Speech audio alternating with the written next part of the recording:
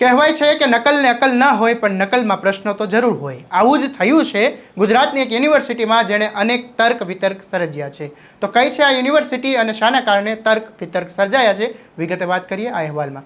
વૈષ્ણવજન તો તેને કહીએ જે પીડ પરાઈ જાનાને રે.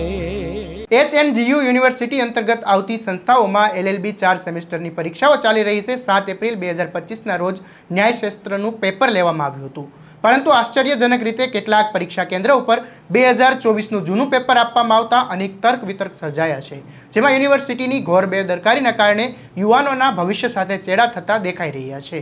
પેપર માર્ચ 2024નું લખેલું હતું. સમય તેમજ પ્રશ્ન ક્રમાંકમાં પણ કોઈ ફેરફાર કરવામાં નહોતો આવ્યો, એટલે કે આ પેપર બેઠે બેઠું 2024નું પેપર 2025માં આપી દેવામાં આવ્યું હતું. શેઠ MN લો કોલેજ પાટણ અને ઉજા લો કોલેજમાં આ ગફલત સામે આવી છે. અન્ય કેન્દ્રો પર પણ આવી સ્થિતિ હોવાની શક્યતા છે.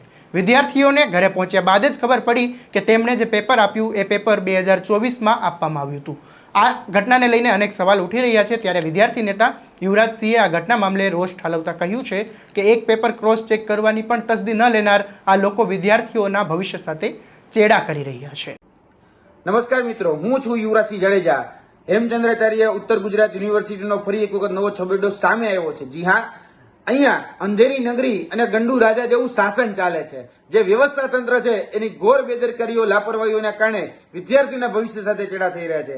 જી હા, આજ વખતે જે મામલો છે એ મામલો LLB સેમ 4 ની વર્તમાનમાં જે પરીક્ષા ચાલી રહી છે તેનો છે, જેમાં 2024નું બેઠે બેઠું પેપર એ 2025માં જે કાયદાશાસ્ત્ર ન્યાયશાસ્ત્ર જે વિષય છે એનું બેઠે બેઠું પેપર પૂછી નાખવામાં આવે છે. કોઈ જ પ્રકારનો ચેન્જ એમાં કરવામાં નથી આવતો, ન સમયનો ન યરનો કે કશો જ ચેન્જ કર્યા વગર આખે આખું પેપર પ્રશ્નો જે છે એ જ બેઠા બેઠા પ્રશ્નો સીધા જ 2025માં પૂછી નાખવામાં આવે છે. એટલે કોઈ જગ્યાએ કોઈ જ વ્યક્તિ એ તસ્દી લેવા માટે જવાબદાર નથી. આમાં જોવા જઈએ તો દરેક જગ્યાએ લોકોની જવાબદારી બનતી હતી. સૌપ્રથમ HNGU ની જવાબદારી બનતી હતી, પરીક્ષા નિયામકની જવાબદારી બનતી હતી, અને ત્રીજી જે તે કોલેજોમાં જયારે પેપર આવ્યું ત્યારે એની પણ જવાબદારી બનતી હતી કે આપણે ક્રોસ ચેક કરી અને પછી વિદ્યાર્થીઓને પેપર આપીએ. અમારી પાસે ઘણી બધી કોલેજોના ડેટા એવા છે કે જેમાં 2024નું બેઠે બેઠું પેપર એ 2025માં પૂછી નાખવામાં આવ્યું છે. અને ખાસ કરીને જે પાટણની શેઠ MN લો કોલેજ છે તે અને તેની સાથે ઊંઝા લો કોલેજ છે, એમાં ખાસ આ બે કોલેજોમાં તો એવું બન્યું જ છે કે 2024નું જે કાયદાશાસ્ત્ર એટલે કે ન્યાયશાસ્ત્રનું જે પેપર હતું એ બેઠે બેઠું પેપર 2025ની પરીક્ષામાં એટલે કે 7 તારીખના રોજ એ પૂછી નાખવામાં આવ્યું છે. એટલે આ ઘોર બેદરકારીના કારણે, લાપરવાહીના કારણે, અંધેરી નગરીને ગંડુ રાજાના જેવું શાસન છે એને કારણે આમાં વિદ્યાર્થીઓના ભવિષ્ય સાથે ચેડા થઈ રહ્યા છે અને કોઈ જ જગ્યાએ આનું સંજ્ઞાન લેવામાં નથી આવતું. એટલે કે આ વિડીયોના માધ્યમથી સરકાર અને તેની સાથે સાથે જાહેર જનતા જોગ મેસેજ પહોંચે તેની સાથે સાથે અમે ઈમેલના માધ્યમથી HNGU ને પણ આની ફરિયાદ કરીએ છીએ કે તાત્કાલિક ધોરણે આની ઉપર કાયદેસરની કાર્યવાહી કરવામાં આવે અને વિદ્યાર્થીનું ભવિષ્ય ન બગડે એવા પગલા લેવામાં આવે.